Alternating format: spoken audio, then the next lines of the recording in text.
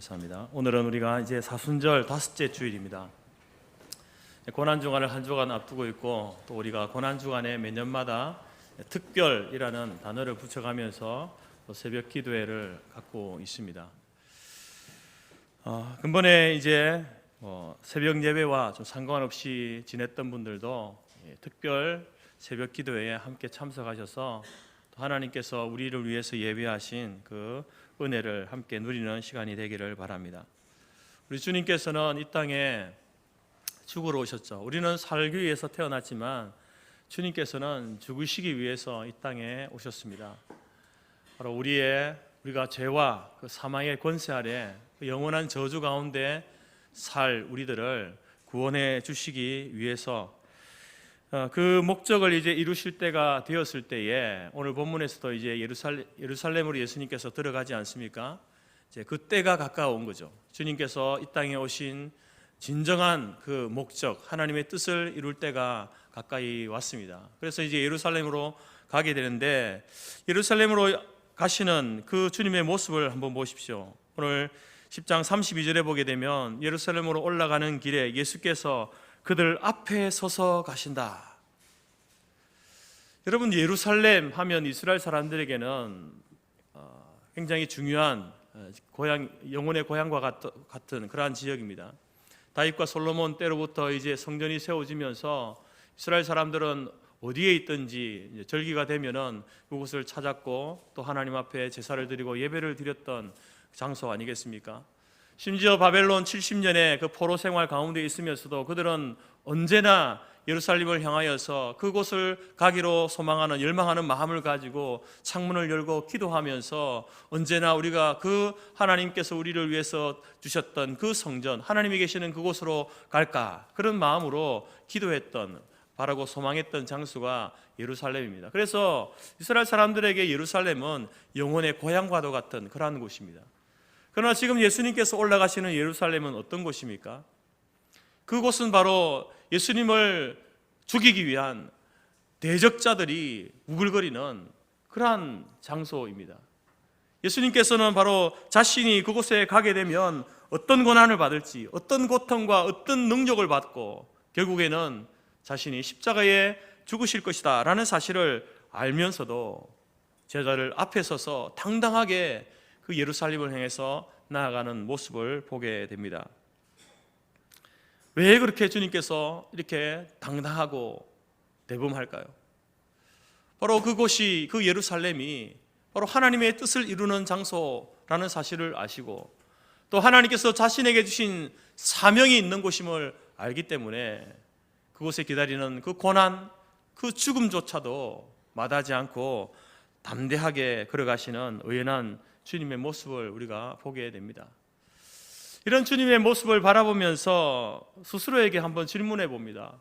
과연 나는 하나님의 뜻이 분명하다면, 하나님께서 내게 주신 사명이 분명하다고 한다면, 비록 그곳에서 어떤 헌신과 어떤 희생을 치른다 할지라도 나도 주님처럼 이렇게 담대하게 나아갈 수 있는가? 모든 사람들에 앞서서 그 고난의 길을, 그 죽음의 길을 갈 수 있겠는가? 라는 질문을 스스로에게 던져봅니다. 우리는 세상을 살아가면서 여러 가지 것들을 배우지 않습니까?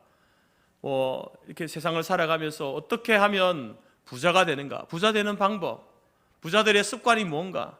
어떻게 하면 또 공부를 잘할 수 있는가? 공부하는 방법, 공부하는 습관, 어떻게 하면 대인관계 속에서 사람들과 좀 더 많은 사람들과 폭넓게 교제하고 이렇게 관계를 맺으면서 살 것인가? 이런 방법, 이런 노하우들을 우리는 배워갑니다. 닮아가려고 노력하죠. 물론 그러한 모습들도 우리에게 필요하지만, 정말 그리스도인으로서 우리가 닮아가야 할 모습이 뭔가, 배워가야 할 습관이 뭔가, 그것은 다름이 아닌 바로 오늘 주님께서 우리에게 보여주시는 이 모습을 우리가 닮아가야 한다는 것이죠. 비록 그 가운데, 그 길 속에 고난이 있고 헌신이 있고 희생이 따른다 할지라도 하나님의 뜻이 분명한가, 하나님이 내게 주신 사명이 분명한가, 그것이 확실하다면 제가 주님처럼 담대하게 앞장서서 그 길을 가겠습니다, 그 인생을 걸어가겠습니다 라고 하는 그 모습을 저와 여러분이 닮아가야 하지 않겠습니까? 오늘 주님께서는 이제 12 제자와 함께 예루살렘으로 올라가고 있습니다. 그 가는 도중에 이제 거쳐가는 성이 있는데 여리고성입니다. 여리고성에서 예수님께서 이제 예루살렘으로 가셔서 이제 고난받고 십자가의 그 사건을 겪기 위해서 가고 계시는데, 그 여리고성에서 이제 두 가지 사건이 일어나는 것을 우리가 복음서를 통해서 보게 되는데, 하나는 누가복음에만 등장하고 있는 세리장 삭개오의 사건이 이제 그 여리고에서 있게 됩니다. 그래서 또 하나의 사건이 바로 이제 다른 공관복음에, 새 복음서에 다 나오고 있는 오늘 본문의 여리고성의 맹인 거지 바디메오의 사건입니다. 그 세리장과 맹인 거지, 이 두 사람의 살아온 환경은 그 직업만 봐도, 그를 부르는 호칭만 봐도 전혀 다른 삶을 살았겠구나 라는 사실을 우리가 알 수 있습니다. 그렇지만 이 두 사람에게 있는 공통점이 있거든요. 그것은 뭐냐면 바로 주님을 만나고자 하는 열망, 간절함이 이 두 사람에게 있었다라는 겁니다. 오늘 저는 이 바디메오를 바라보면서 그러한 간절함과 주를 만나고자 하는 그 열망이 우리 성토교회 모든 성도들의 있기를 간절히 바랍니다. 또한 그러한 간절함과 열망 가운데 금번 특별 새벽 기도에 나오셔서 무덤덤하고 감동이 사라져버리고 간절함이 없었던 우리의 삶에 새로운 도전과 새로운 은혜가 임하는 그러한 기회가 될 수 있기를 간절히 바랍니다. 디메오의 아들 바디메오는 오늘 본문에서는 그를 맹인이다, 앞을 볼 수 없는 시각장애를 가진 사람이다, 이렇게 소개하고 있습니다. 근데 그가 이제 어디에 있습니까? 그가 길가에 앉아 있다, 이렇게 이야기합니다. 여러분, 바디메오가 왜 길가에 앉아 있습니까? 그가 길가에 앉아 있는 이유는 다른 이유가 아닙니다. 지나가는 사람들에게 구걸하기 위해서. 그래서 오늘 본문에서도 그를 거지다, 이렇게 소개하는 거죠. 맹인이고 거지다. 매일매일 그가 살아갈 수 있는 삶의 방법은 뭡니까? 그날 하루도 누군가가 자기에게 동전 하나 던져주는 그것을 얻어서 그것을 통해서 먹고 사는 것, 그게 이 사람의 살아가는 방식이었습니다. 여러분, 이 당시, 예수님 당시에 육체적으로 병을 가지고 있다, 질병을 가지고 있다, 특별히 오늘 이 바디메오처럼 눈이 보이지 않는 질병을 가지고 있다, 그것은 단순한 육신의 질병이기 이전에 바디메오의 아버지 디메오가, 그 할아버지가, 그 조상들이 하나님 앞에 뭔가 죄를 지었으니까 하나님께서 이 바디메오에게 그 죄에 대한 대가로 징계를 내리셨구나, 저주를 내리셨구나, 하나님의 저주다, 바디메오는 하나님의 저주를 받은 사람이야, 그렇게 인식했습니다. 그렇기 때문에 바디메오 주변에는 사람이 없었습니다. 하나님의 저주를 받은 정결하지 못한 죄인, 그래서 아무도 가까이 하지 않았죠.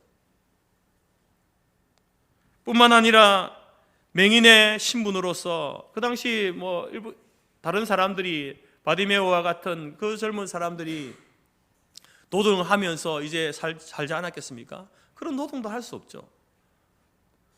일을 할 수 없을 뿐더러 또 아무도 그에게 일을 주는 사람이 없는 겁니다.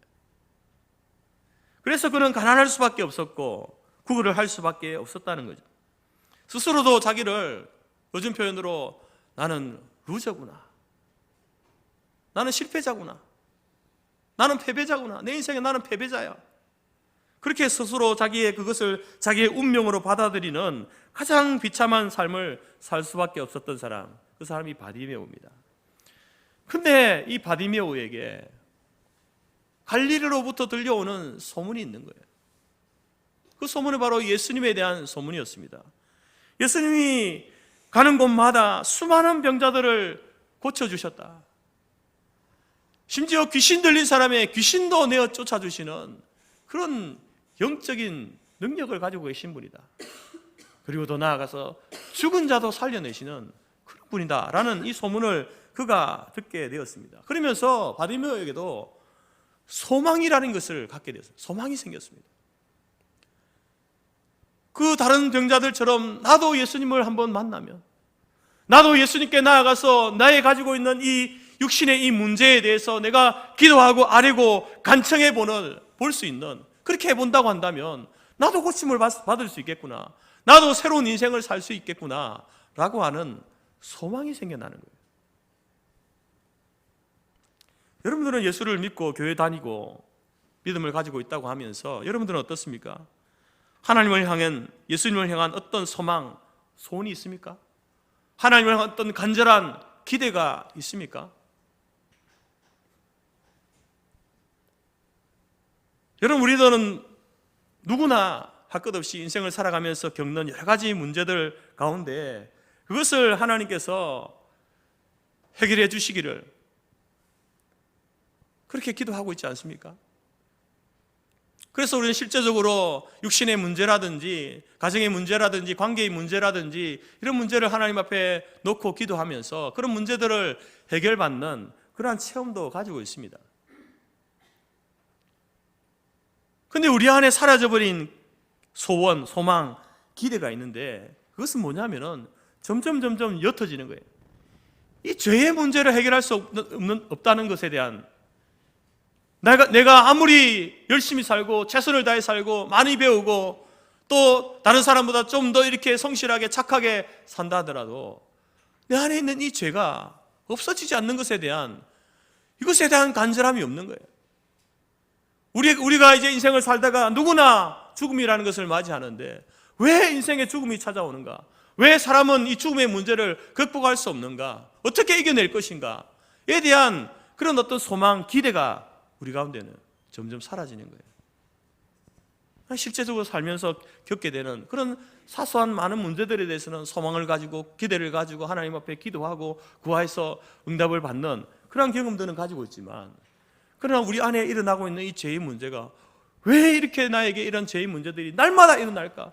어제 회개하고 어제 돌이키겠다고 결단했는데 왜 또 오늘 이 순간 다시 그 동일한 문제들이, 또 다른 문제들이 우리 안에서 일어나서 우리를 힘들게 하고 괴롭히고 우리의 관계를 깨어지게 만들고 하는가에 대한 그런 마음들이 사라져가는 겁니다. 그냥 누구나 그렇지 뭐, 인생이 그렇지 뭐 다 그렇지, 다 그렇게 사는 것 아니야? 이렇게 살다가 그냥 죽는 거지 뭐, 이렇게 그냥 너무나 자연스럽게. 여러분, 이 죄와 이 죽음의 문제는요, 우리의 인생에게서 너무나 부자연스러운 일이지만, 그러나 우리는 어떻습니까? 이제는 점점 그냥 자연스러운 일로 받아들이는 거죠. 우리 주님께서 왜 예루살렘으로 올라가고 있습니까? 왜 고난받으시고 왜 십자가에 죽으셨습니까?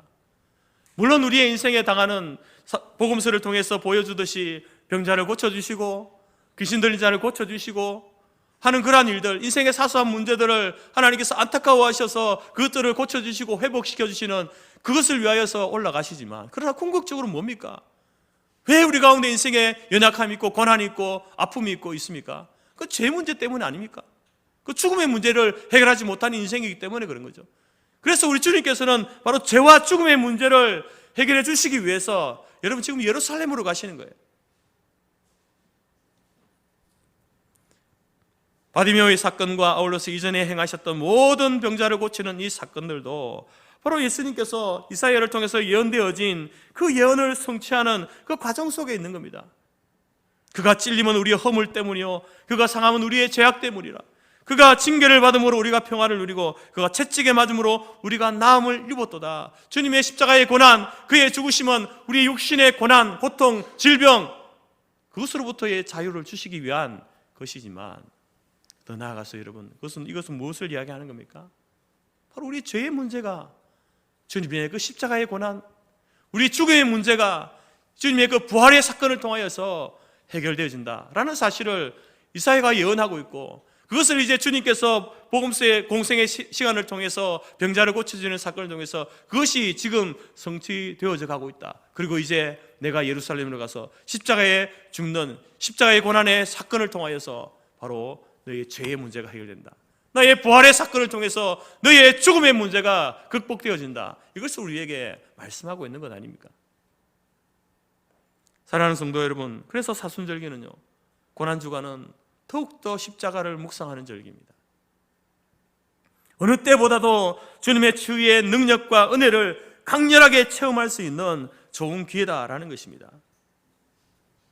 오늘 저와 여러분에게 그런 육신의 문제, 인생에 우리가 경험하고 가지고 있는 그 무거운 짐들을 이 고난주간 사순절기에 다시 한번 여러분들이 하나님 앞에 간절한 기대와 소망을 가지고 구하여서 응답받는 시간일 뿐만 아니라 우리의 인생을 괴롭히고 있는 이 죄, 내 안에 드러나지 않는 죄의 문제, 그리고 우리를 불안하게 만들고 두렵게 만드는 이 죽음의 문제까지도 함께 여러분 극복하고 이겨내는 그러한 은혜의 시간이 될 수 있기를 간절히 바랍니다. 여리고는 예루살렘으로 올라가는 그 길에 동북쪽에 한 24km 떨어진 마을입니다. 하나의 성이죠. 그곳에 이제 바디메오가 살고 있습니다. 어느 날 여느 때처럼 바디메오는 길가에 앉아서 구걸을 하기 위해서 길가에 앉아 있는데 그날따라 사람이 많은 거예요. 사람이 시끌벅적, 많은 사람들이 오고 가고 웅성웅성 하면서 사람들이 붐입니다. 그래서 사람들을 자꾸 묻습니다. 아니 오늘따라 왜 이렇게 이 거리에 이렇게 사람이 많습니까? 무슨 일이 났습니까? 사건이 났습니까? 왜 그렇습니까? 라고 물었을 때에 그 사람 중에 한 사람이 이야기하죠. 나사렛 예수님이 우리 여리고성을 지나가신대. 여러분, 나사렛 예수라는 이 말에 이 바디메오가요, 눈먼 바디메오가 귀가 번쩍 떠 있는 거예요. 왜냐하면 그도 소문을 들어왔지 않습니까? 그래서 그 안에 소망이 생겼잖아요.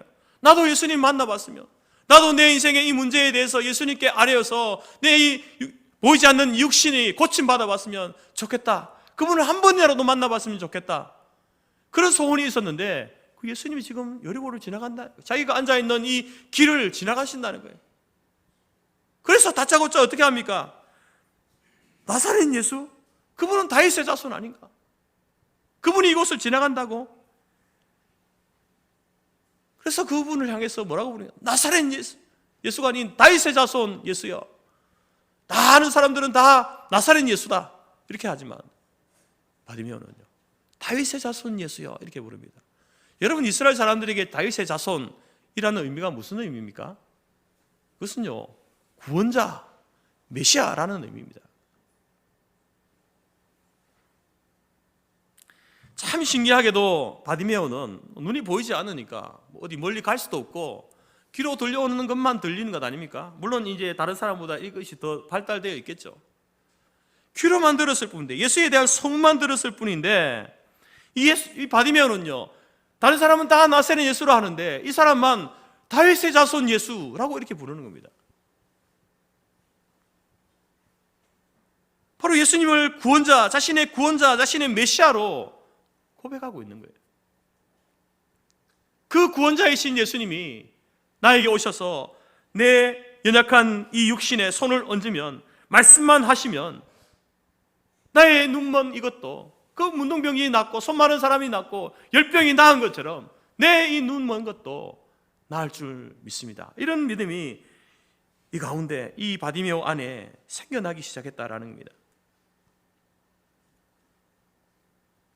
여러분, 이러한 소망이 그 안에서 자라면서 그것이 믿음이 된 거예요. 한 번도 만나보지 못한, 그냥 소문으로만 들었던 그분이지만 인격적으로 그분을 믿는 믿음으로 자라나는 것을 보게 됩니다. 여러분, 믿음은요, 성경은 우리에게 이야기합니다. 믿음은 들음에서 난다라고 이렇게 분명히 말합니다. 들음은 바로 여호와의 말씀이다. 그 듣는 것은 여호와의 말씀. 다시 말해서 여호와의 말씀, 하나님의 말씀을 우리가 읽고 들을 때에 성령 하나님께서 우리 안에 역사하셔서 어떤 일을 하십니까? 우리에게 믿음을 주시는 거예요. 내가 믿는 게 아닙니다. 믿어지죠? 근데 그거 믿어지는 것을 누가 주시는 거예요? 성령 하나님의 역사로 우리에게 그 믿음을 주신다는 겁니다. 우리는 성경을 바라보면서 인생의 많은 여러 가지 결핍들을 경험하는 우리들이 이제 성경 속에서 그 결핍들이 어떻게 해결되어지는지를 우리가 보게 됩니다. 하나님께서 어떻게 인생의 결핍을 풀어주시는지, 그 문제를 해결해 주시는지를 성경을 통해서 우리는 객관적으로 읽잖아요. 아, 오늘 바디메오가 눈먼 사람이네, 거지네. 근데 예수를 만나니까 예수님이 그를 구원해 주시니까 눈먼 것이 눈이 떠여지고 그가 예수님의 제자로서의 삶을 살아가게 되는구나 라는 사실을 우리는 성경을 통해서 보게 됩니다. 그래서 성경의 이런 주인공들은요, 우리보다 오래전에 살았던 사람입니다. 저 멀리 이스라엘에 있었던 오래전에 살았던 사람입니다. 그런데 우리가 성경을 읽으면서 설교를 들으면서 여러분 그것을 오래전에 그런 일이 있었구나, 오래전에 그런 사람이 있었네, 이렇게 우리가 듣는 것이 아니라 그 오래전에 있었던 그 일이, 오래전에 그 사람에게 일어났던 그 일이 오늘 우리가 성경을 읽을 때에, 오늘 우리가 설교를 들을 때에 나도 그 주인공이 될 수 있겠구나 라고 하는 그 기대가 우리 가운데 있어야 되는 거예요. 그게 믿음입니다. 그런 믿음을 우리가 말씀을 들을 때에 성령 하나님께서 우리에게 주시는 거예요. 여러분 매주일마다 교회 올 때 어떻습니까? 그런 기대감으로 오십니까? 매일마다 성경을 펼쳐들고 읽을 때에 그런 기대감으로 읽습니까? 그냥 단순히 그때 일어났던 기적을 행하셨네, 이런 일도 행하셨네, 그런 사람이 있었구나. 여러분 우리는 매주일마다 교회에 나오면서 매일마다 성경을 펼쳐들고 읽으면서 이러한 일들이, 이 사람에게 일어났던 일들이 하나님 나에게도 일어날 줄 믿습니다, 나에게도 일어나기를 원합니다, 그런 소망과 그런 기대감이 저와 여러분 가운데 회복되어지기를 간절히 바랍니다.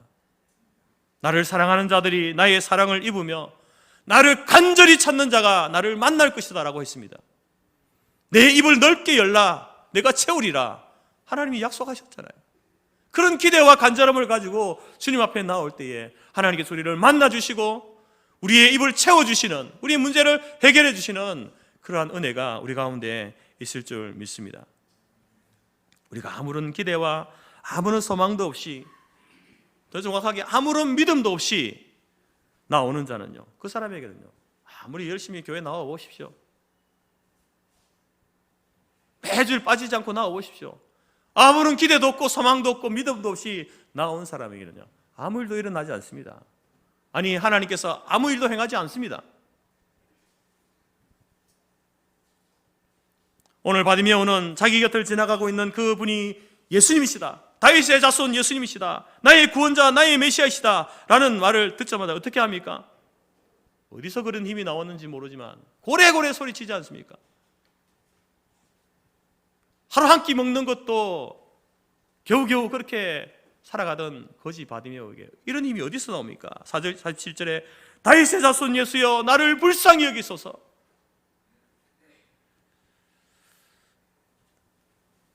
그 소리가 얼마나 요란스럽고 컸던지 오늘 본문에서는 뭐 이렇게 다윗의 자손 예수여 나를 불쌍히 여기소서 이렇게 한 문장으로 끝나지만 얼마나 많이 소리쳤겠습니까? 그 수많은 사람들 사이에서 웅성웅성하고 시끄러운 그곳에서 자기의 목소리가 지금 예수님께 들려야 되는데 한 번 이야기하고 피죽도 못 먹은 소리로 예수님 나를 불쌍히 여겨주세요, 그 목소리가 예수님께 들리겠습니까? 얼마나 큰 소리로 했겠습니까? 한 번만 했겠습니까? 얼마나 여러 차례 수차례 목에 피가 터지도록 불렀을까요? 얼마나 시끄러웠으면 48절에 많은 사람이 꾸짖어 잠잠하라, 조용히 좀 해라, 조용히.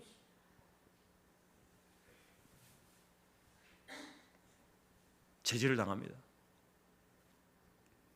거지가 눈도 보이지 않는 이것이 정신이 어떻게 됐나, 조용히 좀 해라. 여러분 웬만한 사람이면 기가 죽죠. 자존감이 지금 땅바닥에 떨어져 있는 바디메오 아닙니까? 자기 스스로는 난 루저야, 내가 왜 태어났지, 이렇게 살고 있는 이 사람에게 누군가 제재를 가하면요 그냥 풀이 죽는 거죠. 기가 죽는 게 당연합니다. 그리고 심지어 여러분 바디메오는요 그럴 수밖에 없는 이유가 지금 자기를 조용히 하라고 이야기하는 사람들이 누굽니까? 자기가 길가에 앉아서 구걸할 때에 그들 가운데 한 사람이 자기에게 어느 날은 이 사람이 동전 하나 던져주는 그것 가지고 먹고 살고 또 어떤 때는 저 사람이 주는 동전 하나 먹고 사는 그러한 인생 아닙니까? 이 사람들은요 그래도 그가 거지 맹인으로 살아가면서도 그래도 이 사람들은 바디메오에게 소망이었던 사람이에요. 그나마 소망을 갖고 있으면 저 사람들 중에 누군가가 나에게 동전 하나 던져주겠지, 소망이었던 사람들입니다.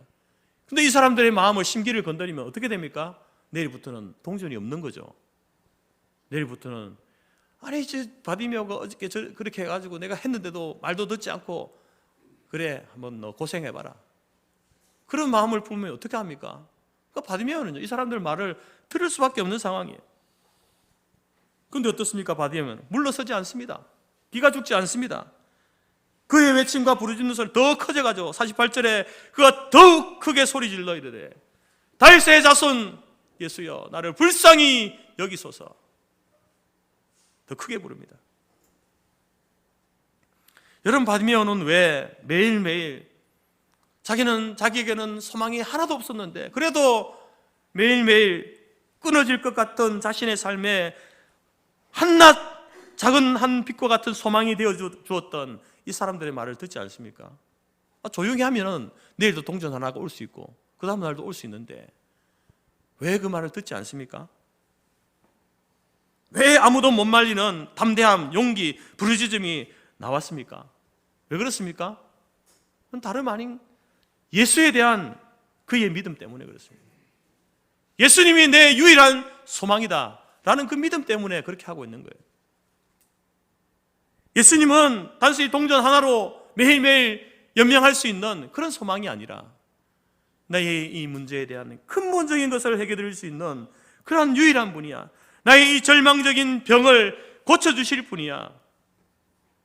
사람들이 매일 나에게 던져주었던 그 동전 하나 때문에 지금까지 내가 살아온 거 참 고마운 일이지만 그러나 내 보이지 않는 눈, 가난과 멸시와 천대와 외로움을 근원적으로 해결해 줄 수는 없어. 그러나 오직 예수만이, 메시아 되신 예수만이 바로 나의 문제를 해결해 주십니다. 그래서 여러분 그 사람들의 제재를 거부하고 더 크게 더 담대하게 소리를 지르고 있는 겁니다. 그는 지금 무슨 일을 하고 있는 겁니까? 그에게 소망이 되어 줬던 그 세상의 소망을요 끊어내고 있는 거예요. 그래도 매일매일 지금까지 매일매일 살 수 있었던 것은 그 사람들이 던져주는 돈, 그것이 소망이었는데 그 소망을 지금 차단하고 끊어내고 있습니다. 그러면서 오직 예수께서 주실 참된 소망을 바라보는 것, 이것이 믿음입니다. 이게 믿음이에요. 이것도 바라고 저것도 바라는 게 믿음이 아니고요, 세상이 주는 것을 끊어내고 하나님이 주시는 그 소망만을 바라보는 그것이 바디메오의 믿음이었습니다. 지금 예수님이 자기 곁을 지나가시는데 이것은 처음이자 마지막 기회 아닙니까? 이거 놓치면 그는 평생을 맹인 거지로 살다가 죽을 비참한 인생인 거예요. 이 기회를 놓칠 수 없는 겁니다. 예수님이 아니면 안 됩니다 라고 하는 절박감이 바디메오의 믿음이었습니다. 여러분 50절에 보게 되면 맹인이 겉옷을 내버리고 뛰어 일어나 예수님께 나아갔다 했습니다. 여러분 이 바디메오에게 있어서 매일매일 사람들이 던져주는 그 돈이 소망이었습니다. 세상이 주는 소망이었어요. 그리고 또 그가 가지고 있는 유일한 소망은 뭐냐면은 겉옷을 가지고 있다는 거예요. 여러분 이스라엘 사람들에게 겉옷은요 우리처럼 여러 옷 중에 하나의 옷이 아니라요 단 하나의 옷입니다. 특별히 거지에게는 더 그렇죠. 그것은 밤에 냉기를 차단해 줄 수 있는 자기 생명을 지켜주는 것이고 자기가 가지고 있는 유일한 재산이에요. 겉옷은 재산입니다. 예수님이 십자가에 죽으실 때에 유대인 그 병사들이 예수님 옷을 나눠 가지잖아요. 그거 왜 나눠 가집니까? 뭐 얼마나 깨끗하고 얼마나 좋은 천으로 만들었길래. 그게 재산이거든요. 돈입니다, 돈. 그래서 옷을 나눠 가지는 거예요. 맹인 거지에도 마찬가지죠. 겉옷은 자기 생명이고 자기 재산이에요. 유일한 재산. 근데 그것을 어떻게 합니까? 내버리고 주님을 따라가는 거예요. 무슨 말입니까? 세상이 주는 소망을 끊어내버리고 자기가 소망이라고 붙들고 있던 그것도 끊어내버리고 오직 예수님만이 나의 소망입니다. 이것이 바디메오의 믿음인 거예요. 예수님께서 왜 내 믿음이 너를 구원했다 이렇게 말합니까? 도대체 무슨 믿음이에요? 어떤 믿음입니까? 병을 고쳐주시겠다. 아, 예수님 만나면 내 병 낫겠다. 물론 그것도 믿음이지만 그것보다 더 큰 믿음이 있잖아요. 예수님이 다윗의 자손 메시아 되신다. 구원자 되신다. 예수님이 세상에 주던 그 소망, 내가 가지고 있던 작은 그 알량한 그 소망, 그것보다 유일한 소망 되시는 분이 바로 예수님이다. 이것이 믿음인 거예요. 그런 믿음이 있습니까, 여러분? 물론 여러분 바디메오의 믿음은요 우리가 이제 예수님의 우리가 복음서 우리는 구약과 성경을 다 알고 복음서를 다 알고 하나님에 대해서 여러 그런 어떤 지식들을 가지고 있기 때문에 그래도 그나마 어떤 면에서는 여러분 우리가 온전한 믿음을 소유하고 있다 말할 수 있습니다. 바디메오의 믿음은요 부족한 믿음이에요. 부족한 믿음. 객관적으로 볼 때 우리보다 부족한 믿음이다라고 할 수 있습니다. 근데 주님께서는요 그 부족한 믿음일지라도 그 믿음을 보시는 거예요. 그래서 솔직히 말해서 여러분, 저와 여러분 가운데 그러면 우리 자신이 스스로 자신할 수 있습니까? 나는 바디메오보다 더 확실한 믿음을 가지고 있어, 더 나은 믿음을 가지고 있다라고 여러분 자신할 수 있습니까? 여러분들은 바디메오처럼 세상이 주는 그 모든 소망을 끊어내고 오직 예수님만이 나의 소망입니다, 내가 안에 가지고 있던 그 소망을 끊어내고 예수님만이 내 소망입니다, 그렇게 할 자신이 있습니까? 어떤 면에서 우리는요 바디메오보다 더 못한 부족한 믿음을 가지고 있는 자들이에요. 근데 우리 주님께서는요 우리가 온전한 믿음을 가지고 있든지 부족한 믿음을 가지고 있든지, 아니 더 부족한 믿음을 가지고 있든지 그게 중요한 게 아닙니다. 무슨 말입니까? 믿음이 있느냐는 거죠. 네가 부족한 믿음일지라도 믿음이 있냐? 너 바디메오보다 부족한 믿음일지라도 그 믿음 내가 있냐? 주님께서 그걸 보신다는 겁니다. 바디메오의 그 믿음을 주님이 보시지 않았습니까?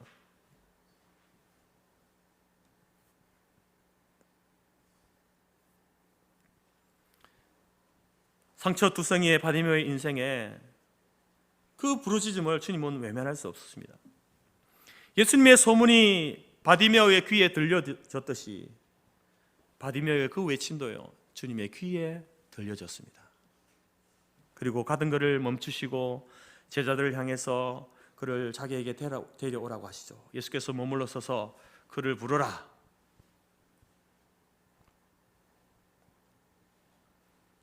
그러면서 묻습니다. 내가 너에게 무엇을 하여 주기를 원하느냐? 바디메오야, 너 왜 나를 그렇게 간절하게 불렀어? 너의 소원이 뭐야? 물으시는 거예요. 바디메오의 소원이 뭡니까? 예수님, 눈이 보여지기를 원합니다. 내 눈이 고침받는 겁니다. 앞을 바라보는 것입니다. 빛을 보는 것입니다. 맹인이 이르되 선생님이여 보기를 원하나이다. 바디메오의 기도, 바디메오의 소원을 들으신 주님께서 어떻게 여러분 그 병을 고칩니까? 어떤 말씀으로 고칩니까? 내 믿음이 너를 구원하였다. 놀라운 하나님의 은혜를 체험한 바디메오는요 그 길로 주님을 따라 나서는 주님의 제가 되지 않았습니까? 그가 곧 보게 되어 예수를 길에서 따르니라. 여러분에게는 어떤 소원이 있습니까? 오늘 이 주일에 나오면서 어떤 소원, 어떤 소망을 가지고, 어떤 기대를 가지고, 어떤 간절함을 가지고 하나님 앞에 나와왔습니까? 여러분이 평소에 살아가면서 겪게 되는 많은 문제들을 하나님 앞에 기도하고 구하고 있지 않습니까? 그리고 그 기도에 대해서 하나님께서 응답하시는 그 체험도 가지고 있을 겁니다.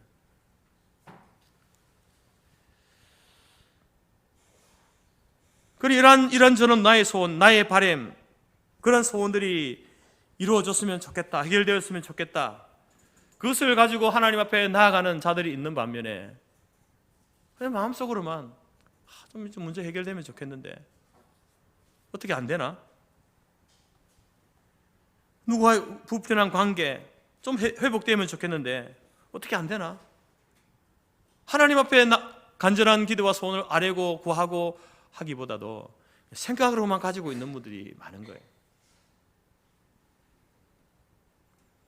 여러분, 바디메오는 그 생각을 가지고 있었습니다. 주님 만나면 내가 해결됐을 텐데 생각을 가지고 있었어요.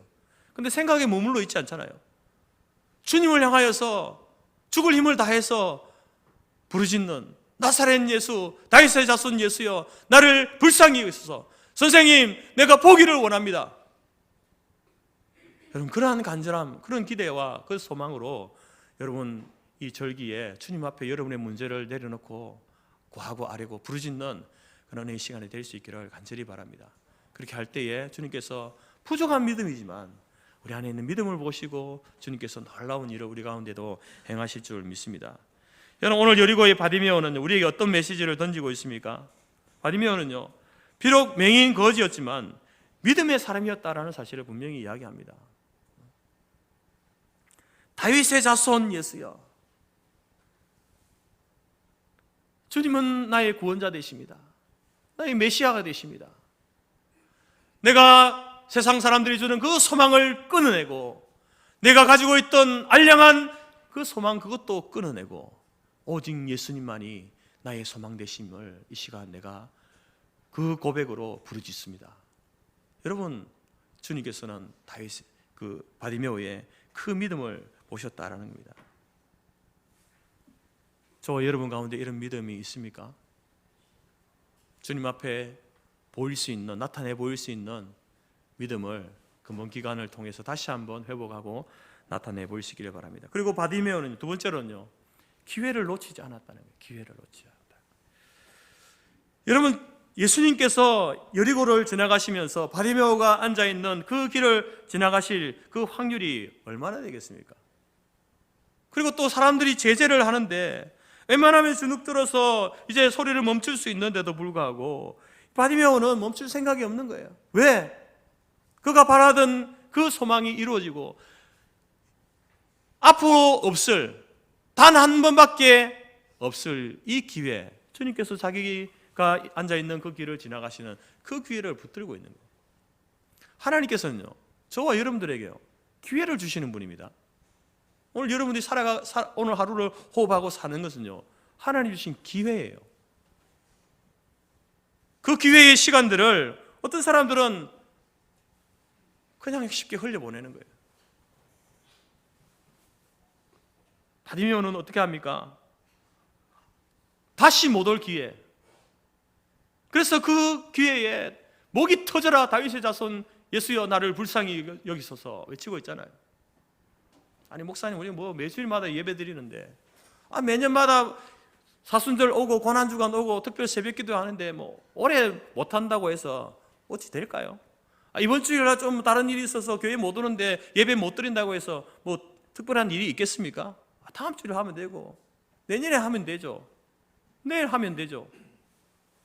어떻게 여러분 장담합니까? 내일 여러분들이 살아있을 것이라고 어떻게 장담합니까? 다음 주에 여러분들이 이곳에 나와서 예배 드릴 것이라고 어떻게 장담합니까? 내년에 여러분들에게 사순절이 다가올 것이다, 고난주간이 또 올 것이다, 내게 또 다른 하나님께 기회를 주실 것이다, 어떻게 장담합니까? 여러분, 우리는 장담할 수 없습니다. 오늘 밤 이렇게 자다가도 하나님의 호흡을 거둬가시면 떠날 사람이 우리를 아닙니까? 하나님 불러가시면 가야 되는데 어떻게 내일을 장담하고 다음 주를 장담하고 내년을 장담할 수 있습니까? 하나님 우리에게 기회를 주시는 분이지만 지금 오늘 주신 이 기회를 놓쳐서는 안 되는 거예요. 바디메오는 그 사실을 알고 지금 이 기회를 붙들고 있는 것 아닙니까? 주님이 아니면 안 된다, 지금이 아니면 안 됩니다. 하나님께서 여러분에게 기회 주실 때에 그 기회를 놓치지 마시기 바랍니다. 그 시간들, 그 기회들을요, 허투루 보내지 마십시오. 세 번째로 바디메오는 간절한 마음으로 부르짖고 있습니다. 다윗의 자손 예수여 나를 불쌍히 여기소서 내가 보기를 원하나이다. 그 간절함, 그것이요 예수님의 가시던 발걸음을 멈추게 했던 것 아닙니까? 여러분에게도 여러분 바디메오와 같이 간절하게 부르짖는 기도의 제목이 있습니까? 응답받고 싶고 해결받고 싶은 그런 문제들이 있습니까? 여러분 마음속으로만 가지고 있지 말고요, 좀 부르짖어 기도하십시오. 교회당에 나와서 그 아픈 문제를 두고 하나님 앞에 정말 죽기 살기로 그렇게 한번 기도해 보시기 바랍니다. 여러분 금식기도 우리가 뭐 고난주간 사순절 되면은 금식기도를 하잖아요. 왜 금식기도 합니까? 그냥 기도하면 되지. 무슨 말이에요? 금식한다는 게 무슨 말입니까? 바디메오처럼 세상에서 주던 그 소망을 끊어내는 거예요. 차단시켜버리는 거예요. 내 생명을 유지할 수 있었던 게 하루 삼시세끼를 먹고 하는 것 아닙니까? 근데 그걸 끊어내요. 중단해버리는 거예요. 그러면서 하나님께 매달리는 것 아닙니까? 하나님 내 생명을 담보하고 내 기도합니다. 그런 기도가 여러분 간절한 기도가 안 나올까요? 여러분의 문제에 대해서, 자녀의 문제에 대해서, 영혼의 문제에 대해서 여러분 그런 시간들을 한번 갖는 거, 그런 시간을 가지라고 하는 게 고난주간 사순절, 여러분의 개인의 문제이든지 가족의 문제이든지 금식하면서 하나님 앞에, 하나님 내가 근본에 한 끼를 금식하더라도, 하루를 금식하더라도 하나님 내가 내 생명을 걸고 이 문제 하나님 앞에 내가 간절하게 부르짖습니다. 다윗의 자손 예수여 나를 불쌍히 여기소서.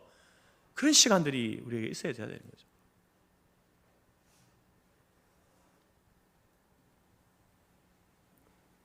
이 고난주간 특별 새벽 기도의 시간이 여리고의 바디메오처럼 간절하게 하나님 앞에 우리의 심정을 토로하는, 아래는 내면의 깊은 곳을 하나님께 들여다볼 수 있도록 내어드리는 그러한 시간이 될 수 있기를 간절히 바랍니다. 그러면 우리도 바디메오와 같이 하나님께서 가던 길을 멈추시고 우리가 앉아있는 그 길가에 오셔서 우리의 소리를 들으시고 우리를 구원해 주시고 우리의 문제를 해결해 주시는 놀라운 은혜가 우리 가운데 있을 줄 믿습니다. 여러분, 바디메오가 길가에 앉아서 북을 하던 인생이었는데 그 고침을 받고 그 신앙 고백과 믿음의 고백을 통해서 문제가 해결되어지고 나서 어떻게 됩니까? 그가 곧 보게 되어 예수를 길에서 따르니라. 길가에서 사람들이 오고 가는 걸 방해하면 안 되니까 길가에 앉아가지고 국을 하던 인생인데, 이제는 예수를 통하여서 그 믿음을 고백하고 고침받고 회복되어져서 예수님과 함께 길가가 아닌 길 위에서 주님을 따르는 제자로 거듭난 인생이 되었습니다. 여러분, 하나님의 은혜가 그런 거예요. 하나님의 은혜가 우리 가운데 임하면 길가의 인생이었던 우리들이 예수님과 함께 길 위에 함께 주님을 따라가는 인생으로 바뀌게 되는 것입니다. 오늘 저와 여러분들이 금은 사순절 고난주간을 통해서 정말 길가의 인생이었던 우리들에게도, 나에게도 하나님의 그 놀라운 은혜 베풀어 주옵소서. 내가 간절한 기대와 소망을 가지고 주님 앞에 간절하게 부르짖겠습니다. 세상의 모든 소망을 끊어내고 내 안에 있던 그 알량한 소망도 다 차단하고 오직 예수님만이 나의 소망이 되십니다. 그렇게 부르짖고 기도하고 나아감으로 인해서 주님께서 우리를 찾아오시고 만나주시고 회복시켜 주심으로 길가의 인생에서 예수님과 함께 길 위의 인생을 살아가는 저 여러분의 삶이 되어지기를 주님의 이름으로 축복합니다.